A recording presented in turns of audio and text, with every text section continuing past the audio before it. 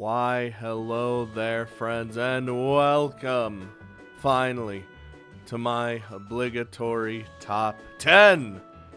A video I like to do at the end of every year, which counts up the visual novels that I've played, and that I rank heavily based on enjoyment factor.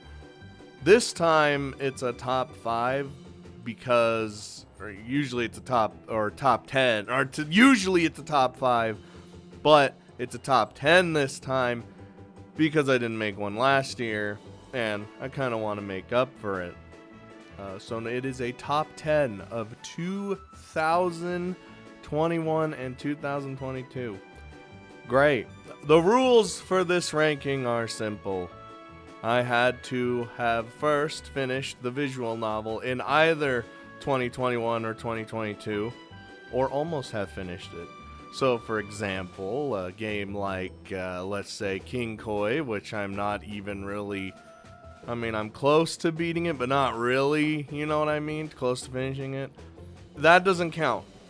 But, another series that I have completed does count, or if it's within like an episode or two of being done, then yeah, it counts. Also, here's the big one. It does not matter what year the visual novels themselves came out. All that matters is that I played it, I finished it, and I enjoyed it. I will also have some other categories thrown in here, just some voted by the community categories and the Patreon pick and all that stuff, just to, add a little bit of spice to the rankings along with the top 10. But remember, this is my own personal list of visual novels I played, so there will of course be differing opinions, as there usually are.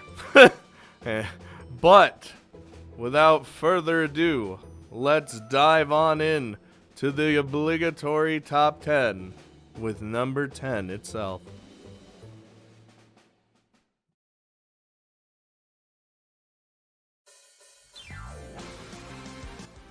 My number 10 is a game we haven't seen on the channel in quite some time, like some of these games, other games on the rankings as well. Aishitel, brought to us by Hooksoft, the parent company of fan favorite SME. Knowing that, I actually had a lot of expectations going into the game, because you guys know I'm a huge fan of SME games. And I will say, while it doesn't have the same amount of wackiness as a SME title does, it certainly does have its fair share of fun. I've always said this when it came to this game, that I got a lot of enjoyment out of it during the common route mostly, because in my opinion I feel like the common route is just the best part of the game rather than the routes themselves. Not saying the routes are bad or anything, it's just the shift went from silliness to romance, which is harder than usual, I feel like. And I love me some romance, but if I had to weigh out silliness over romance, I don't know. But yeah, the tone kind of changed a little bit. You still had that silliness, of course, during the routes, just not as much. The heroines are also pretty great. I remember when this series started, when I started playing it, and for whatever fucking reason, there was a massive waifu war right off the bat. It was crazy. I've never seen anything like it. I hadn't seen one like that in quite some time at that point. Now it's Renai Royale, but that's a different conversation entirely. But I feel like that tells you something. Shiori best girl though. Don't at me. No, I'm just kidding. Not about her being best girl, but just, you can at me, I don't care. Also, the main character, I gotta point out, he's got some Chadley moments. and he likes his smoked meats. You guys know I already love me some smoked meats, so. All in all, I've really enjoyed the game. But I will say I didn't enjoy it as much as the games preceding it here on this list. Obviously, it is number 10.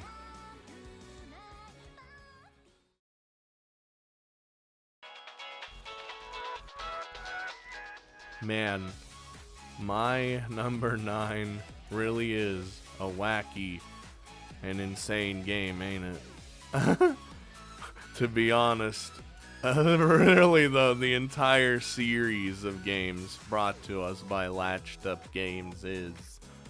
He's a mad genius and a crazy person, but, you know, he brings us a lot of things, and I love it. And this visual novel is a direct sequel of one of my favorites, that being, of course, Max's Big Bust. This game continues with the charm and humor and crazy story that the previous game did, but, you know, it's just dialed up to like 11, as per usual with the name you would assume as Max's Bigger Bust. Hell, I feel like it would take too much time to explain anything and everything there is in this game, and I'm totally not gonna do that with any of the visual novels on this list because I suck at explaining. Let's just say, you know, you got everything. You got elementals and furries and demons and bigger busts and Australians. Really, you have every crazy thing you could think of put in this game, but still somehow manage to work within the world itself and the story that's being told. And the story is actually pretty interesting and fun, and it harps on those tropes of visual novels in general. I always love the humor of these games. There's also the bug battling system that was put in. There's an expansion on the detective sequences from the first game. I'd say that simply because of some weird form of nostalgia, I prefer the first game more than this one. But I think this game is objectively just a better game. Also, my mind works in mysterious ways. I can't go against it. If it says I like a thing more than another thing, it is what it is. Anyway, great and hilarious game. Definitely would suggest playing the first one before you get into this one. Also, maybe a Luna and Bree if you want a little side content to the Max's Big Bust universe, as it were.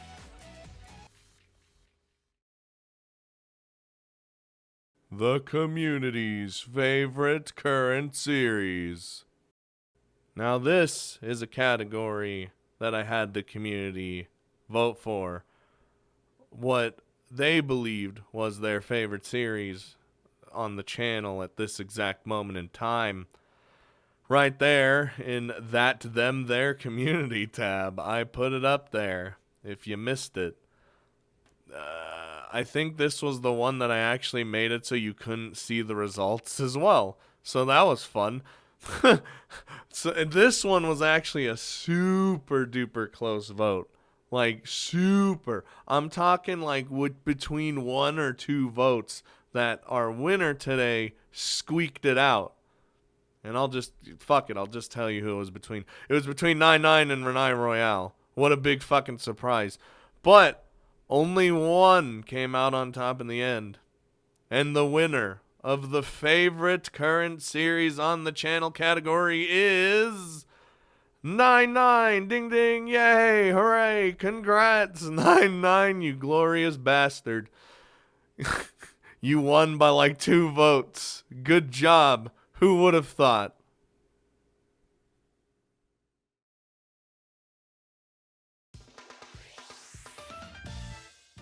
My number 8 comes from a developer we all know and love, that being Yuzusoft. Except It's a new subsidiary they call Ubisoft Sour that they specifically created to make all ages titles. And the first of them being Parquet. My number 9, I mean 8. I don't know anymore. Right now. So, many people, when they heard about this new project of theirs, was pretty skeptical. They were fearful that Ubisoft was just going to stop making their 18 plus titles. Hell, some people even just straight up refused to play this game simply because it wasn't one of their normal titles. But to be honest, I think it was a lot of doomsaying and elitisms and whatnot, so really sucks for them if they hadn't played the game. I mean, for fuck's sake, they made this branch specifically to make these different titles. It's fine, guys. And their first title they brought us was a simultaneous release between, you know, the JP version as well as the globalized version. And I gotta be honest with you, I really enjoyed myself with this one. I do like that they went for a more shorter, condensed kind of style that they chose to go with this game. But I will say also at the same time, in this game's case specifically, I wish there was more. I wish that it was actually made into a longer title than a shorter one. Because I feel like there was so much that could have been done and expanded upon. You could have had you had like the little hint of romance at the end, but you know, that was not too much there. It really left me wanting that like a little that little extra like bite of food. You know, when you like go to eat your food and you're eating, then you reach down, there's no food left, and you're sad. That's how I felt. I love the setting of it all, the characters, the BMIs, whatever the fuck it was called, all the bullshit. But what I got, I really did have a good time with. I hope that Ubisoft Sour does continue to make games like these, like shorter games and stuff, but like further refines them, make them better. And you know what? I'm sure they will. We just gotta give them time. I'm sure they got a lot of ideas cranking in the old whoosy what's it's. You know, you got Ubisoft already making a new game coming out, so that's one of their other the actual Ubisoft, like the 18 plus title game. But I wonder when the next time we'll see another Parquet, I guess. So yeah, had a great time.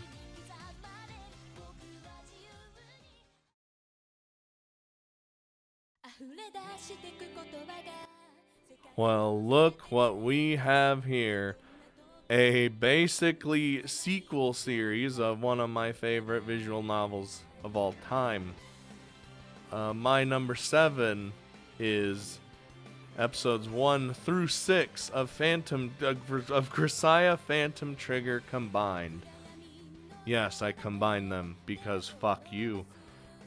Of course, brought to us by Frontwing. So, going into the series, I heard a lot of people really liked it. But I also heard a lot of people who really fucking hated it. To be honest, it had some big shoes to fill. Did it fill those shoes with where I am in the story so far? No. I gotta say no.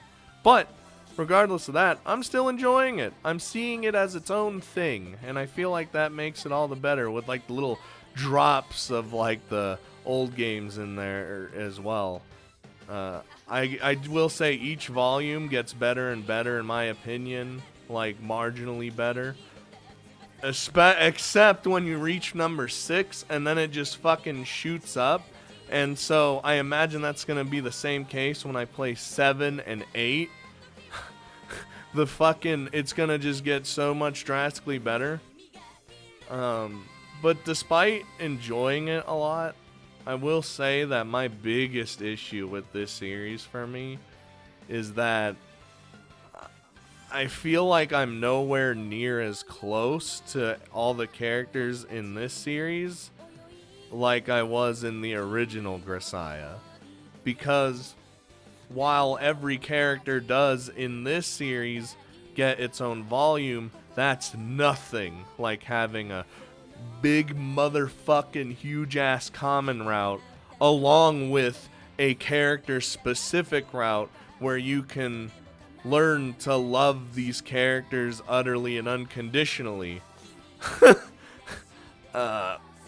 Like an example I have is take Michiru from the original Grisaya, my least favorite character, and take my favorite character, Reina, from this new series, and have them falling off a cliff.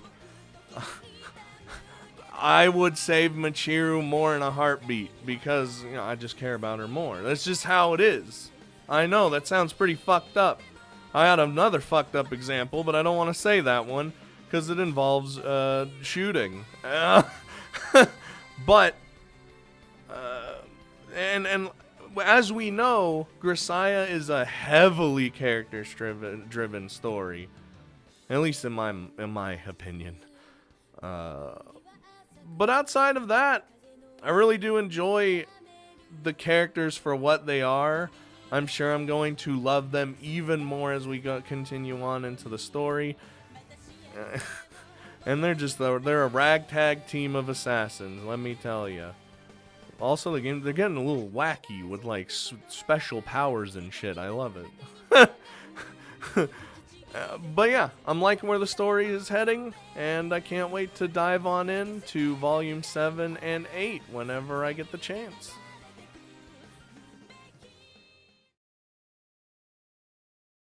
Biggest surprise. Heh. Ha ha. Ha. Get it? Get it, guys? Get it yet? Just biggest surprise? Trap Genesis? Is the joke funny yet? Come on. Because they're traps? You know? Surprise? You go to sleep with them and there's like a penis and you didn't expect a penis? It's a surprise! I've done this joke like 3 times in a row probably. It's still real fucking funny. Anyway, the biggest surprise was Trap Genesis. Though legitimately I didn't expect to get the 3rd game localized so quickly. So I guess in a way, it kind of was a surprise in a not jokey kind of way. I don't know anymore.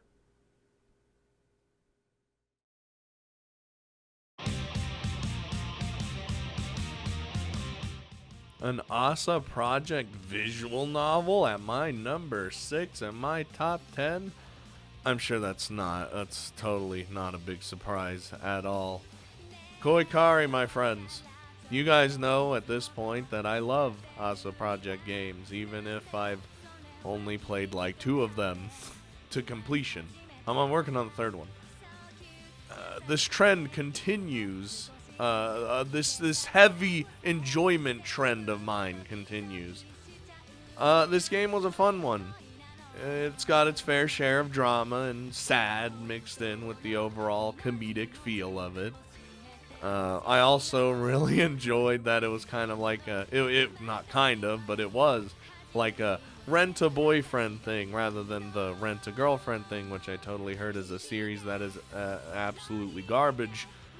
But I don't know, I haven't seen it, so maybe one day I'll like jump into it and see what it is. Anyway, I feel like a lot of what makes the game enjoyable for me is obviously the silly comedy, but also the main character is such an asshole who only cares about money. It's hilarious. It leads to some hilarious dialogue and situations and whatnot.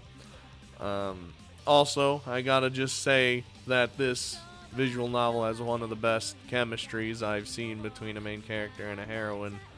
They really truly act like an already old-ass married couple that are destined to be together. And that's nice to see. Good stuff. Also, you know, it's got twins. It's got a twins route and a teacher route. The fuck? What else do you want? Well, come on now. There's literally, you never see those ever in anything. Not anymore. I will say though, the side characters totally got fucking ultra shafted in this game. But outside of that and some Hasumi related controversial points that people hate her for, even though Emmy does the exact same thing, I think the game's a fun experience. Also, Emmy herself in the game, always got to point it out, gave me a nosebleed, literally, in real life. I was playing the game and I got a nosebleed the moment she appeared on screen, so I feel like that kind of tells you something. I don't know. I don't really know anymore.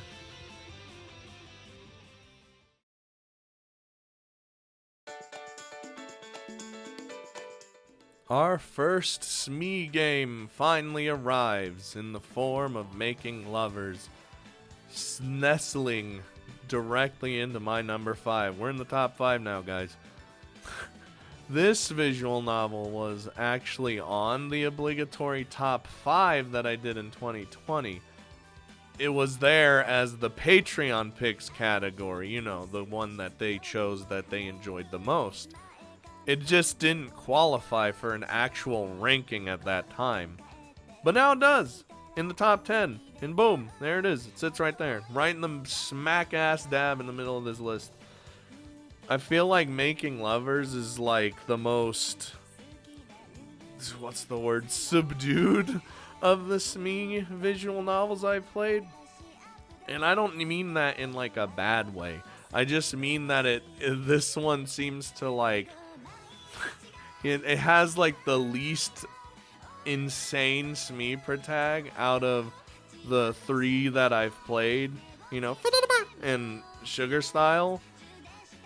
The funnies obviously still happen, like it is what it is, it's a fucking SME game, but not on the truly psychotic level of the other ones, which is totally fine. When I played the game, I always praised it for not having that like school setting, but instead having a setting that was more like working adults doing adult worky work things. You know, you got the main character finding out what he wants, what he wants to do, and you got like 3 of the 5 heroines who are legitimately working adults doing what they want to do or doing what they're doing. You know, not just like the main character, and it's pretty refreshing at the time. Of course, you still have like Akko and Reina, who, you know, they're doing their own thing, but it definitely had more of that like adult dressing on it, as it were. I also thought it was funny how you can literally enter a route within the first 5 seconds of the game based on a single decision. I'm exaggerating, of course. The common route in this game is basically non-existent. It's like maybe like 10 minutes and boom, you can already get on a route. It's actually pretty funny. It just gets straight into it for the most part. And yeah, I really enjoyed myself with Making Lovers, and maybe on my own time I'll go and check out their fan disc, really just for more Mashiro goodness, because you guys know me. I like my weird girls or yandere girls, real or both. Either way,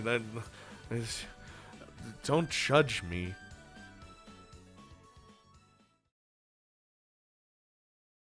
Community Waifu of the Year. Of course, I had to put a Waifu of the Year category in here. So, using data and analysis and strategical analyses, I narrowed down the choice for favorite waifu on visual novels finished on the channel within the last 2 years, and narrowed it down to 4 choices. Murasame from Senran Banka. Sora from 9-9. Totally not biased in any way. Karen from Making Lovers. And finally, Emmy from Koikari. And the winner of the waifu of the year with a percentage vote higher than the second pick by 9% goes to Murasame. To be honest with you, I'm not like actually surprised at all. When I did the poll, I knew who was gonna win, but let's be real here. Sora put up a damn good fight. I was shook, to be honest. But I can see why people love Murasame so much. I like Murasame a lot. She's absolutely fantastic, and I feel like you won't see why unless you truly play the game and see the true depths of why people like her and enjoy her. So, there it is. Murasame, waifu of the year.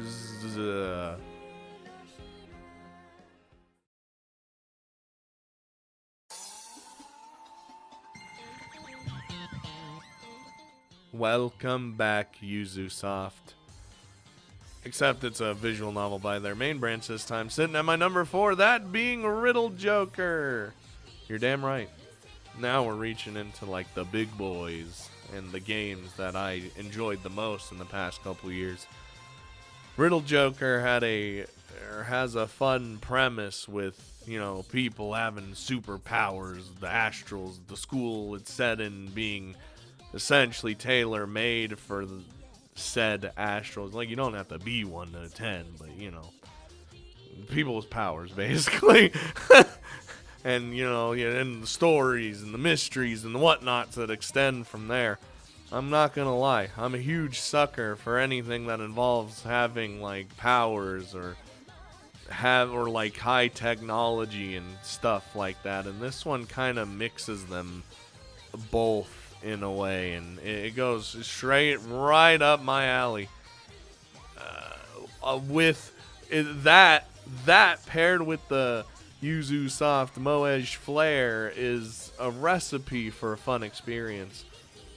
Also, I found a Justice Weirdo waterbender to add to the collection of my favorite visual novel waifus. God, I love her.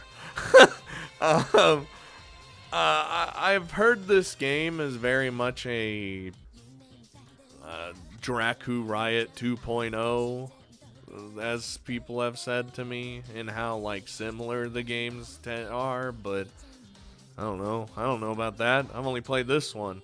But if Draku Riot is similar to this one, then I know I'll have a great time with that one as well. Just gotta wait for the remaster that'll come out in the year 2077 or something. I don't know. Anyway, heroines are great. Powers are great. Wish the powers were used more during Diddley. Alright, look, listen. Okay? I wanted more power Diddley. Don't judge me, okay? I only got like a little smidge, a little shit crumblet of power Diddley, okay? And it was healing Diddley, which is fine, but like I wanted like fucking water bending Diddley and gravity just crushing my... Anyway, that's what I wanted, and I didn't get that, but that's probably why it was ranked down from the top 3, but we'll never know. We'll never know. Patreon pick. It's 9-9. I love how both the patrons on Patreon and the wider community on YouTube both had literally the same brain cell and decided that their current favorite series on the channel is 9-9. Could this be the 9-9 sweep? Maybe. I don't know. It just seems like it. But in this case, the vote won by a landslide. So, well, there's that. It wasn't like super close or nothing. It was just this 9-9. There it is. So, yeah. Congratulations to 9-9 for being the Patreon favorite, as well as the community in general. There you go.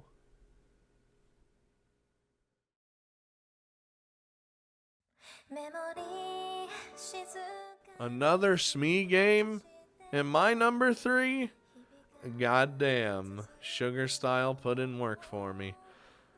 Really, though, I love Smee games so much that at this point it should totally be expected. I really like this one a lot. This one took that kind of, that like adult thing I was talking about earlier, as well as the school, and just mixed them together, fused them into one unholy fusion of young adults in college living all in a dorm together doing their thing. Of course, the MC's the only dude in the dorm, which leads to shenanigans and misunderstandings as well as more psychoticness, but you know, that is what it is. Speaking of which, it has to be said that I feel like this MC is the most insane of the Smee MCs so far. Mans is a literal psychopath, and I love it. But, you know, in typical Smee pro tag fashion, he's got the romance chops when it comes to it. The humor in this game for me is top notch. It's fucking stupid sometimes, but really, for me, the stupider the better. And I appreciate all forms of comedy. and it's the silly brand of silly humor that I'm always looking forward to. When the romance hits, however, it's very, it's got like that chef's kiss for me. And don't even get me fucking started on how each heroine is great as well. I loved all of them, and was especially surprised by the route one of them had, where people told me that it was shit, but it was actually the best route in the game. Fuckers. Konami for life, though. That woman is a woman I would treat so right while she teases and sarcasms the shit out of me. Anyway, Sugar Style, real fun. Play it or don't. I'm not your dad. I can't tell you what to do or what not to do.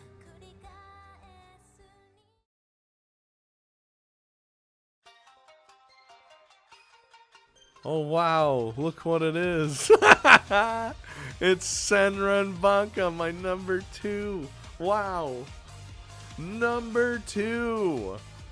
Also brought to us by Ubisoft again. I feel like I don't really need to say that, but I'm going to say it anyway. Damn, now it's starting to feel like a Senran Banka sweep. Kind of. What is this? The Game Awards? I don't know anymore. Anyway, goddamn, this game was fantastic. I love the story, the characters, how the main character can change to the density of a black hole at will. It's all great. I particularly love the setting. I love that kind of rural, out in the bumfuck of nowhere kind of setting with like old traditions and like, you know, shrine princesses and ninjas and whatnot. But it's also like a tourist hotspot as well, so, you know, there's still people there. So you kind of get like the best of both, but not really too much of either, except maybe the rural part. This is a visual novel I always look back on fondly when I played. You know, it birthed the Titty Ninja. It forced me to create the Sakura wall. Yeah, this is why I even have the Sakura wall, is because of this fucking game.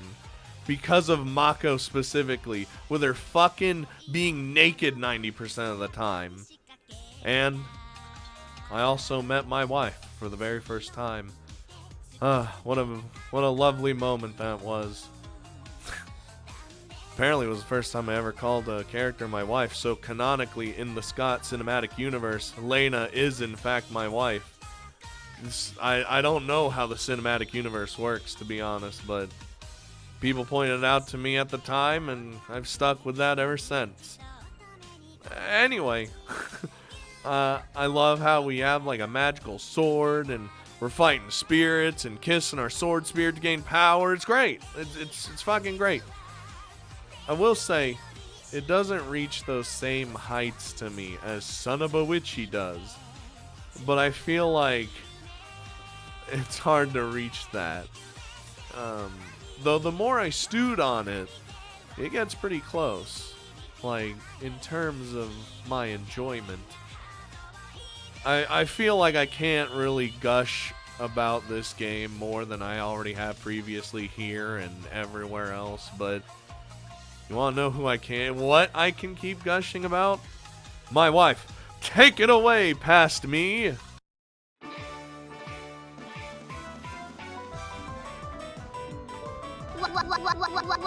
Masaomi. Look at you. Look at my beautiful wife.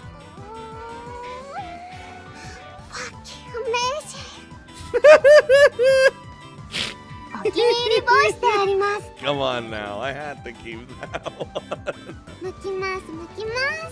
Oh my god. Dude, we're getting a lot of lines today.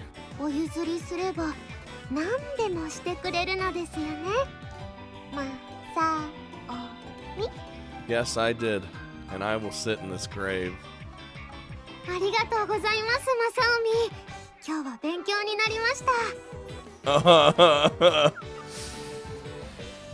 Well, you know what? If Lena's fishing, you damn well know I gotta. Lena-san, I love you. Ah! Oh! Masaomi?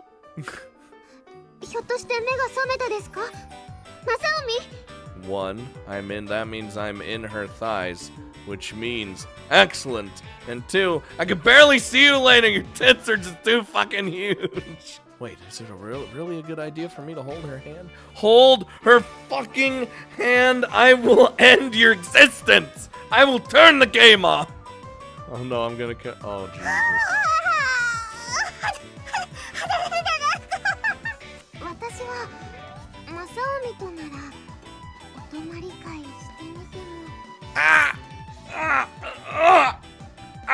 I'm scared, but also aroused.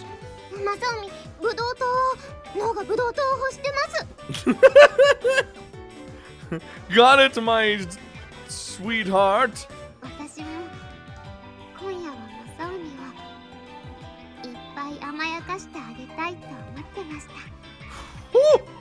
Oh, Jesus.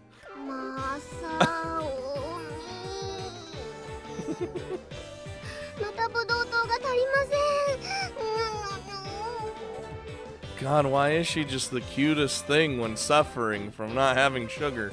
I love you, Lena. Ah!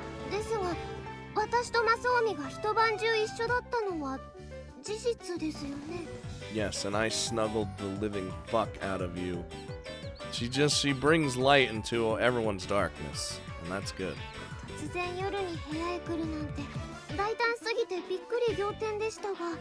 Look at her blushing, dude.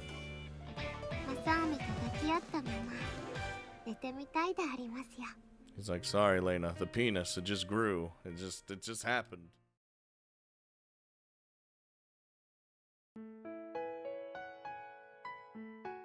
Well, goddamn.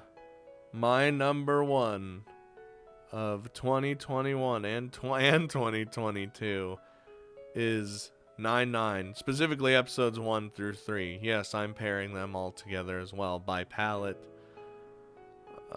Before this game, Palette brought to us Saku Saku, and then disappeared like the goddamn Avatar when the world needed them most. But I'm pretty sure it was like years later, they came back really hard with what might be the start, what might end up being their magnum opus. I remember a time where this visual novel series was basically at the top of my most recommended visual novels list of all time, sitting up there with the greats, as it were. And I can't believe it took me so long to actually decide to sit down and play it. This series is a roller coaster. And I haven't even finished the 4th episode, which is supposedly one of the best things of all time in the history of creation. But what I have gotten from the 3 episodes I've played, I have heavily been enjoying myself. It is straight up my alley in terms of story. From the characters, to the powers, to the gremlin, and everything in between. And I really do mean gremlin. Gremlin-ass Sora is now what I point to whenever someone asks me what the fuck I mean when I talk about a gremlin character. I feel like that's self-explanatory, but it's not. So now I point it to I just am like, you see Sora from 9-9?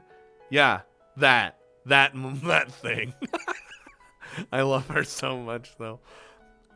This is also one of those series that gets better with each episode, but like the jumps are so drastic. Going from 1, which is good, to 2, which is boom, and like gets even higher, and then the increase in quality gets even more with 2 to 3. Like the story gets even crazier. The fucking characters that the volume or the episode is focused on gets new sprites and shit, like sprite positions and whatnot.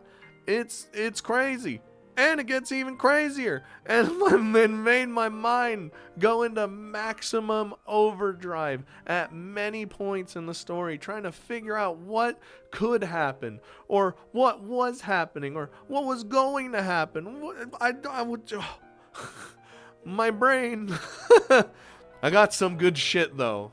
I called some stuff. You can't even argue against me. Whenever I sit down to play more of this series, like when I start to record and stuff, I always get excited to see what happens next.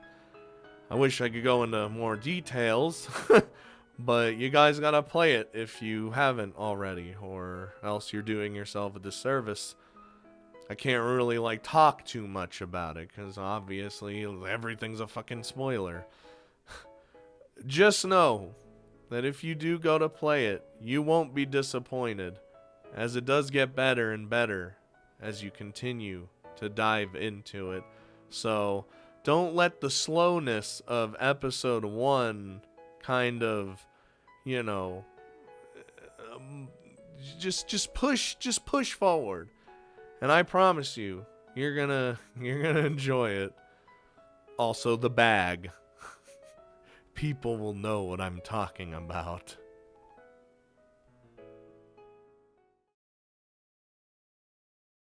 And there you have it, my friends, ladies and gentlemen. My obligatory top 10 ranking of 2021/2022. I keep wanting to say obligatory top 5 because I'm so used to saying that. I wanted to say that I do apologize for not making one last year, but I definitely hope I made up for it with this video. It was really fun putting this together, and I really enjoy making these obligatory top whatever videos whenever I'm not stressed out of my goddamn mind because of certain things that have happened recently, which are settled now, but hey, it is what it is. But what do you guys think of the ranking between these games? Do you love it? You hate it? You agree? Disagree? Fuck it. Tell me your thoughts in the comments down below. And remember, this is all based on my own enjoyment and ranking and liking of the visual novels, and not like a true definitive list of the multiverse or anything. It is what it is. It's my list, so don't be freaking the fuck out. But I'd like to hear how your opinions differ than mine, and I hope that the coming year is just as great for visual novels as this one has been, and it's looking like it's going to, so I hope you guys are ready for that. So, stay safe out there, friends, and have a great rest of your day.